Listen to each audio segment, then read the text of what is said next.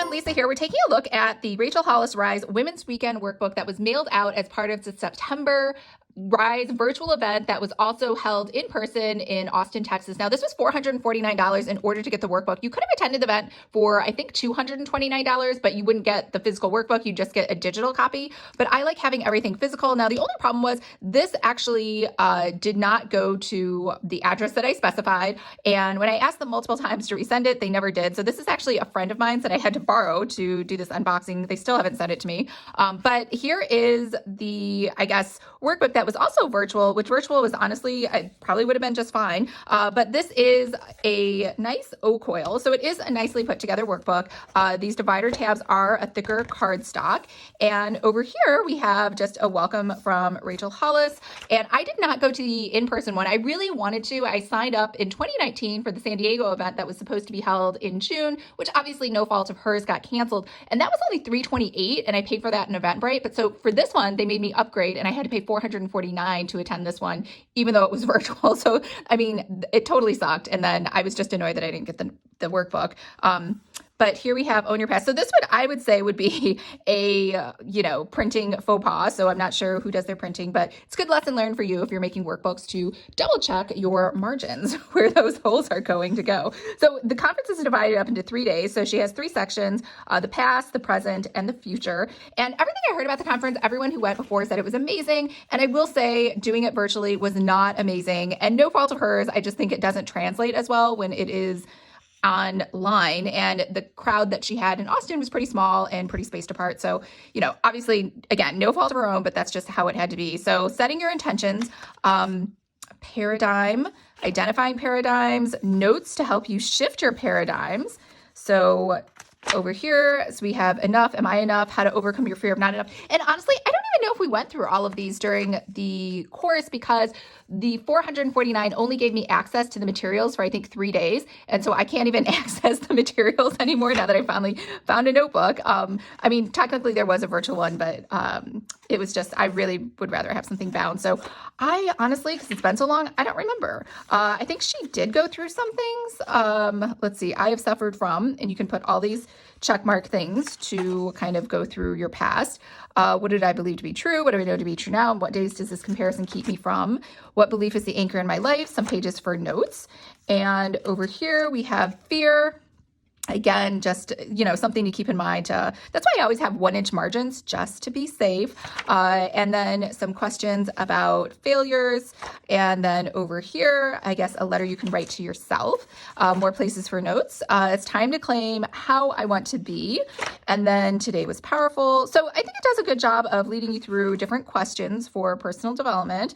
Other people's opinions, basically just don't worry about it. I thought that was cute. If you feel grateful, own your present. So here's a new section, and how to overcome your fear of not enough. Did I skip a page? I just did skip a page here. So I guess it's like a trajectory from left to right.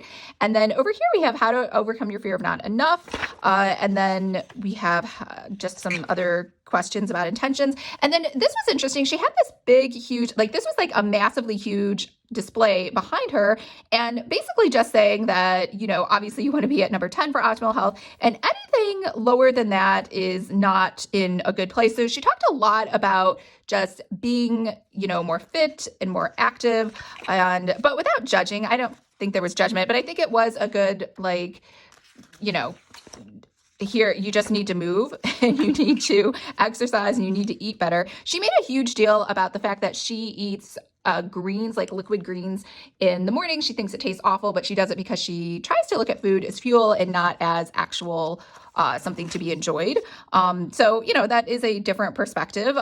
Trigger, limiting belief, habit. So I think she went through that cycle again, because I don't have access to the materials anymore. I don't remember.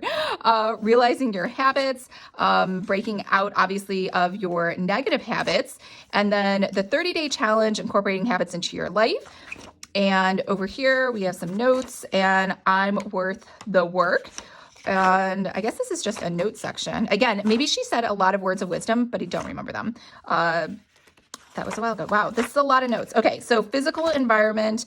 Most of us achieve goals in spite of our health, and sometimes we achieve our goals in exchange for our health. She talked a lot about drinking water, and then we talked about eating healthy, like I mentioned. She did say that she gave up alcohol, and that was because she went to the doctor. She wasn't feeling that great, and she asked if she could do it for a little bit, and he was like, no, you need to just totally give it up. And over here, we have your health deep dive. Again, nutrition and fitness, talking about moving. She pushed her new app.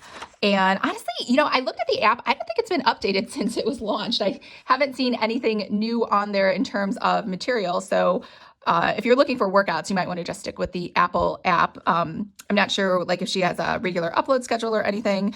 And over here we have sleep, and she was talking about how important that is to get 8 hours every night. And this is something you're supposed to put up on trying to do all these things. Honestly, how I feel about habits. I think this is 3, 4, 5. These are all great habits, but 5 is a lot of habits to change all at once.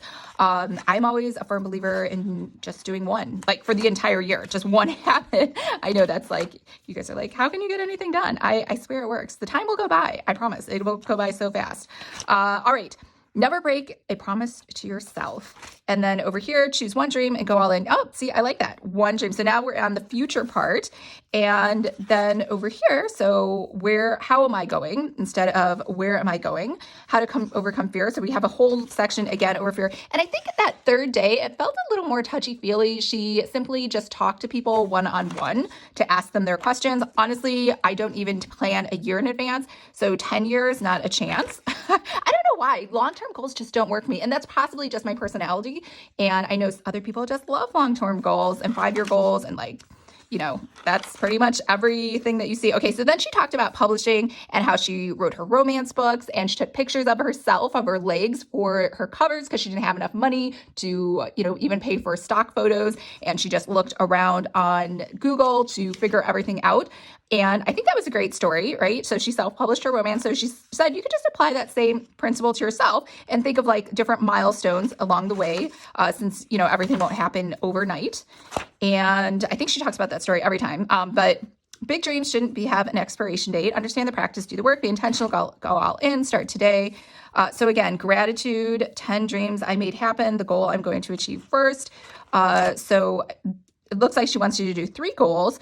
And then the priority planner is a planner that I think she's creating. Here's my problem with her planners. They're always bound planners, which means they're not spirals. So clearly she can see that spirals are easier to write in. But for some reason, every time she puts out a planner, and I don't know if it's a cost thing or she personally likes it, you cannot 100% write in the planners that she has. They're self-published, they're bound. I don't even have one. I think I recycled it. But because of that, I would always say don't buy them because they're impossible to write in, no matter how great the questions are. So here is her, I think these are the only, and she does a rinse and repeat, which means she just has 2 pages and that's it. And they're basically just Xerox over and over and over again. And that's the whole planner. There's not dates, there's not months, there's no walking you through a process. This workbook is very great about walking you through a process. Hers are just this repeats over and over and over and over again. And that's pretty much it. Okay, so we have some pages for notes. I think this is it. I think this is the end. Today's aha moments, never again. And then from now on, and oh, no, I was wrong. There's a couple more questions. How can I show them? Who have I shared my dreams with? How did it feel? Some more pages for notes. I'm ready to rise. And that's it. I guess, I think this is supposed to be the Austin skyline. I've been to Austin. I don't really remember it having much of a skyline. It was pretty flat, like most of Texas and Illinois, which is where I'm from. So that was the workbook.